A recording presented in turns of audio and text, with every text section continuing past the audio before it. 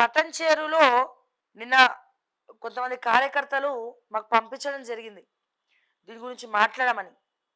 ఏది FIR copy Congress కార్యకర్తలు పైగా ఇక వాళ్ళు ఏమన్నారో మీకే వదిలేస్తున్నాం. ఎందుకు పెట్టాలి అన్నట్టు మాట్లాడిండు కదా.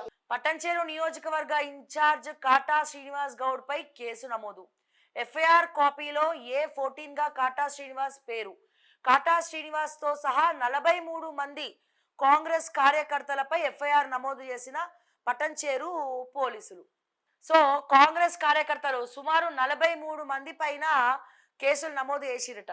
శశిధర్ రెడ్డి, పాలగోని రవీందర్ గౌడ్, దాసరి శ్రీకాంత్ రెడ్డి, కాంగ్రెస్ కార్యకర్తలు పుప్పాలగూడెం శ్రీహరి యాదవ్, ఇసుకబాయ్ చంద్రారెడ్డి, తర్వాత వాదిత్య విజయ్ నాయక్, ఇంకెవరు కొంతమంది నేమ్స్ ఇక్కడ మెన్షన్ చేయలేదు.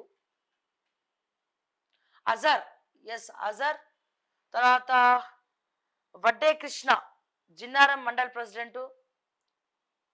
ఇక అయిపోయింది.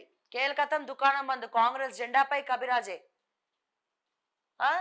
పట్టంచేరిలా ఇక మీ కాంగ్రెస్ పార్టీ జై తుస్సు, జెండాపై కపిరాజు. ఎవరు కూడా ఓట్లేరు, కార్యకర్తలు కూడా అసంతృప్తితో ఉన్నారు.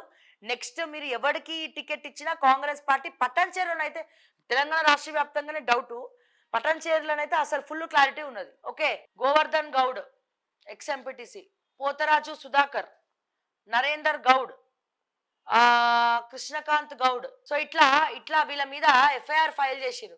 మహేష్ కుమార్ గౌడ్ని అడుగుతున్నా నేను, మహేష్ అన్నని అడుగుతున్నా నేను, పిసిసి అధ్యక్షులు, తెలంగాణ పిసిసి అధ్యక్షులు మహేష్ కుమార్ గౌడ్ గారిని అడుగుతా ఉన్నా. ఇది సిగ్గుచేటు.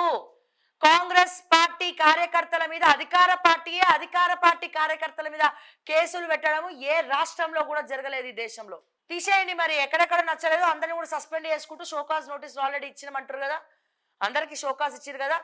ఇక నాకు తెలిసి పట్టంచేరులో కాంగ్రెస్ చరిత్ర క్లోజ్. మిగతా దగ్గర కూడా గెలుస్తుందో లేదో నమ్మకం లేదు, ఎందుకంటే అన్ని వర్గాలు కొట్టుకుంటున్నాయి. మన గాంధీ భవన్ లోనే కొట్లాట్లేని, గాంధీ భవన్ లోనే పొంగులెట్టి టీము బట్టి విక్రమార్క టీం ఇద్దరు కొట్టుకున్నారు, పొట్టు కొట్టుకున్నారు. ఓకే, ఇప్పుడు వీళ్ళది అదే పంచాయతీ. మీరు షోకాజ్ పంపించే వాళ్ళే సగర్వంగా రిజైన్ చేసి పడేస్తారు. మరి ఏ బీఆర్ఎస్ కో ఏ బీజేపీకో పోతారు. ఇక ఎలాంటి ఎందుకు కాంగ్రెస్ పార్టీలా ఇప్పటికే వార్తలు వస్తున్నాయి. మరి వెళ్ళిపోతే బెటర్ కదా. వాళ్ళు నిజంగానే మైపాల్ రెడ్డి గారు అన్నట్టు రేవంత్ రెడ్డి ఫోటో పెడితే మీకెందుకు, ఫోటో పెట్టకుండా మీకెందుకు, పెడితే మీకెందుకు, పెట్టకుండా మీకెందుకు, అది రేవంత్ రెడ్డి చూసుకుంటాడు.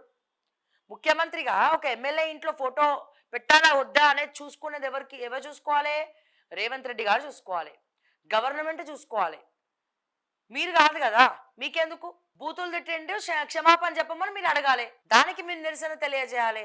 సో ఇది పరిస్థితి. నేను అంటున్నా, కాంగ్రెస్ కేల్కతం దుకాణం బంద్. పట్టంచేరిలో కింద మీద పడి గింజుకున్న కాంగ్రెస్ పార్టీ ఎమ్మెల్యే ఎవ్వడొచ్చి నించున్నా గెలవరు. ఇది తథ్యం, రాసి పెట్టుకోండి. సో ఇది పరిస్థితి. గ్రామ సభలలో అయితే మొత్తం కొట్లాటలే.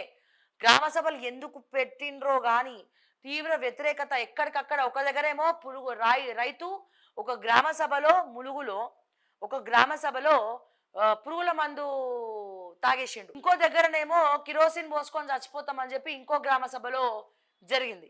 అంటే ఎంత అసంతృప్తితో ప్రజలు ఉన్నారనేది మీ గ్రామ సభల ద్వారా క్లియర్గా తెలుస్తోంది. మరి రేవంత్ రెడ్డి గారేమో హ్యాపీగా వాళ్ళ అన్నదమ్ములకి రాష్ట్రాన్ని ఇచ్చేసిండు, దోచుకుంటారా నాయన అని చెప్పి. మరి ఇక్కడ పరిస్థితులు ఎట్లున్నాయి అనేది కొంచెం మనం ఆలోచించాలి కదా రేవంత్ రెడ్డి గారు. మీరు కాంగ్రెస్ పార్టీ రేవంత్ రెడ్డికి దమ్ము ఉంటే మైపాల్ రెడ్డిని సస్పెండ్ చేయాలి. అక్క గూడెం మైపాల్ రెడ్డి ఏమి అన్నాడు అంటే కేసీఆర్ ఫోటో బరాబర్ పెట్టుకుంటా అన్నాడు.